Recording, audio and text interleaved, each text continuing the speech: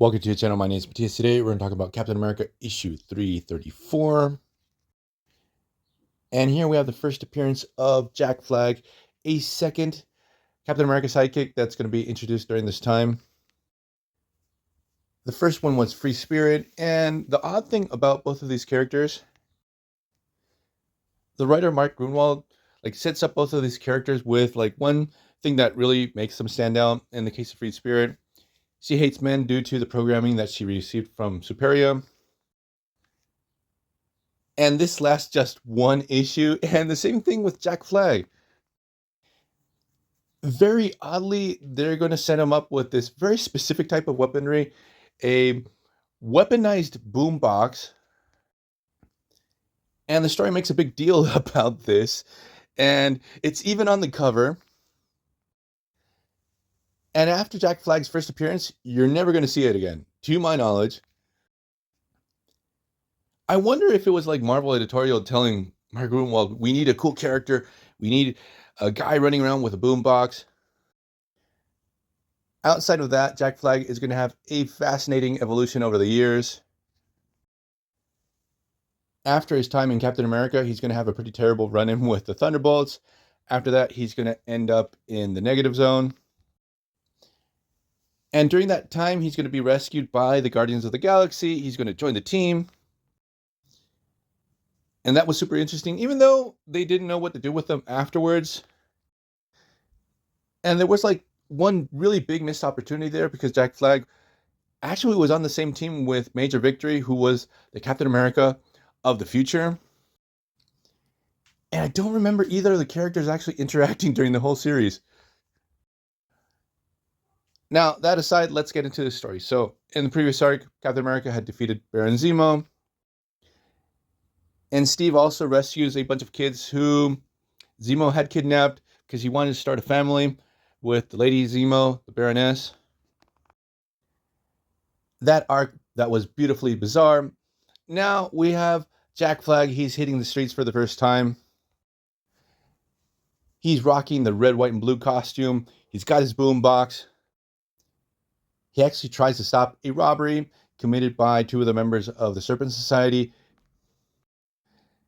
He boombox blasts Copperhead, and then his sound system starts emitting lights that blind Fer-de-Lance, and he's able to take her down.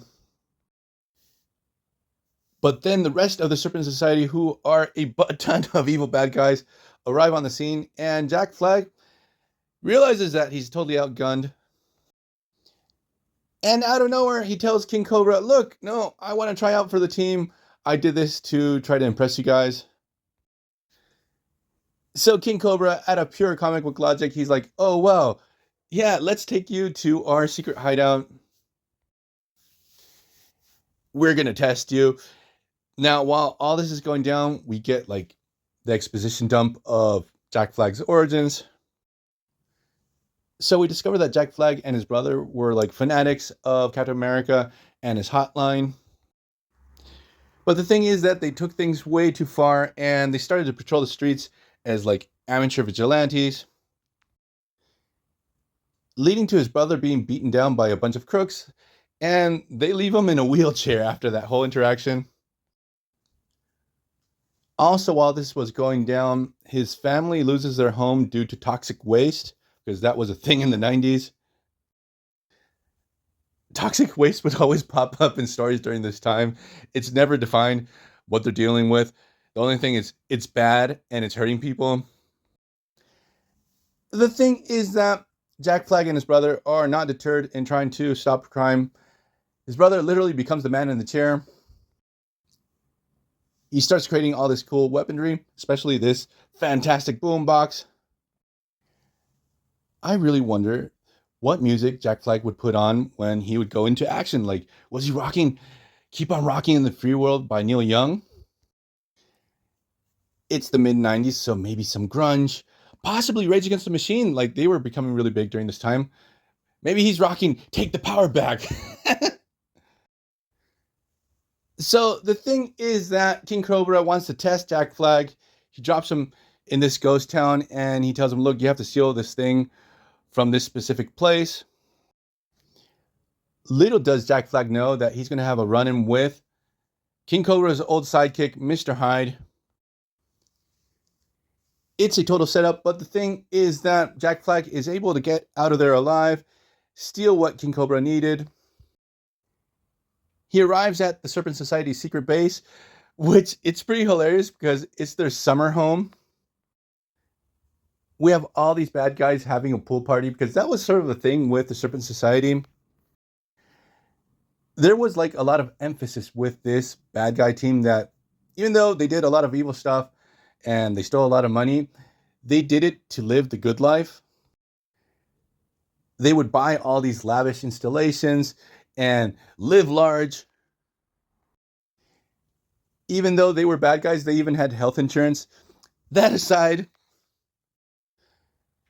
King Cobra is so impressed that he tells Jack Flag, look, I don't want to be a field agent anymore. I want you to be the next King Cobra. And the issue actually ends with King Cobra actually giving him his classic costume. No questions asked. And the cool thing is that you don't know if Jack Flag is still a good guy or if he's going to flip. We're going to leave that for the next video. So I hope you guys like this one. See you guys next time. Bye.